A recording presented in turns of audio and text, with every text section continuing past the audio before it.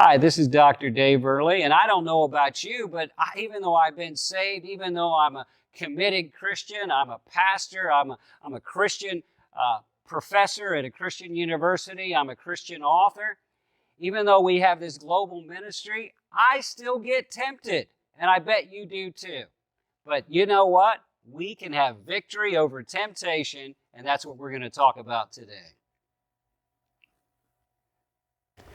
So how do we have victory over temptation? Well, we're going to learn from Joseph in the Old Testament, Genesis 39. Joseph is going to show us how to have victory over temptation. Now, let me remind you of what temptation is. A definition of temptation is this: it's an appeal to disobey God in order to please yourself. It's an appeal to please yourself, but in doing so, disobeying God. That's what temptation is. It's the appeal. Now, everybody is tempted. It's universal. Everybody on this planet is tempted. You're tempted before you become a Christian, and you're tempted after you become a Christian. It's varied. It comes in all sorts of shapes and sizes. There's temptation to hurt people, to be bitter about people, to hate people, to run from people. There's temptation to give in to sin like lust or gluttony or greed or selfish ambition. There's temptation to ignore God. There's temptation to hate God. There's temptation to all sorts of things, to live a life of fear, a life of unnecessary depression. Temptation is varied, but understand this: it's not sin. Just because the appeal is made to disobey God, that's not sin. Jesus was tempted for 40 days in the wilderness, but he never gave in. Temptation itself is not sin. It's just a test. It's a test to see what you're going to do, and when you do the right thing, God can bless you. And the last thing I want to say about temptation is it's resistible. You don't have to give in to temptation. You can have victory over temptation. Well, how did Joseph do it? First of all, he followed God closely. It says in Genesis 39, the Lord was with Joseph, and his master noticed that the hand of the Lord was on Joseph. The Lord was with Joseph because Joseph was with God.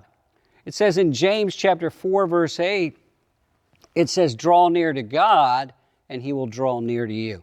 If you follow God closely, God will be with you and give you what you need to resist temptation.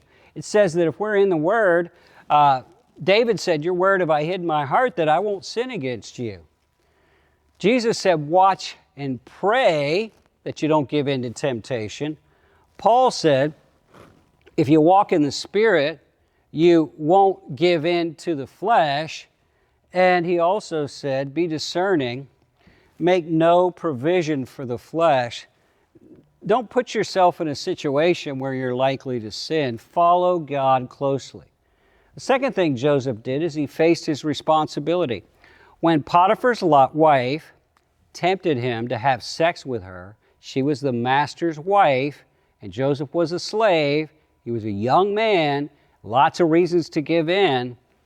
The first thing he did is face his responsibility. He said, I can't do this against my master. I have a responsibility to my master who's entrusted me with everything in his house. When you're tempted, sometimes it's very helpful to think of who this could hurt. If I was tempted to have adultery, I would say, I'm not going to do that. I don't want to hurt my wife. I don't want to hurt my kids. I don't want to hurt my church members. I don't want to hurt my students. I don't want to hurt my friends. I don't want to hurt my family. Face your responsibility. Third thing is you fear God supremely. He said, no way am I going to do this and sin against God. Well, it's one thing to resist temptation because you don't want to hurt somebody on this earth, but it's another thing to resist temptation because you don't want to hurt God. I don't want to hurt God. Jesus died for sin. I don't want to bring him back to make him think about the cross again because I'm sinning again. I'm not going to do this. No. I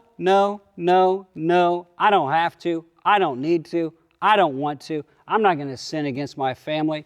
I'm not going to sin against God. Last thing he did, she kept tempting him.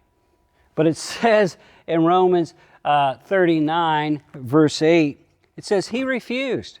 When you're tempted, say no. He refused when the temptation was unexpected. Sometimes you get hit with a temptation from out of the blue, left field, nowhere. Just say no. If you're not confident it's a God thing, just say no. Refuse.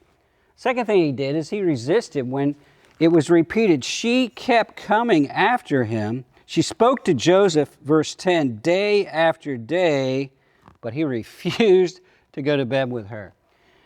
Resist it when it's repeated. The enemy, it's because you say no the first time, he will often keep coming. Learn to say no, no, no, no. No in the morning, no in the afternoon, no in the evening, no in the middle of the night, no, no, no. Refuse it when it comes. And last, she wouldn't give up. One day there wasn't anybody in the house but her and him. And she grabbed him and she said, lie with me. And he ran out of the house, leaving his garment in her hands. When the temptation's all out, run. If you can't handle it, if it's all out, get out of there, run, get away from it.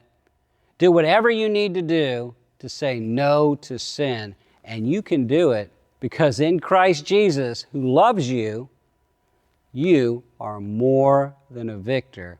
Be the victor you are, not the victim you would be without Jesus.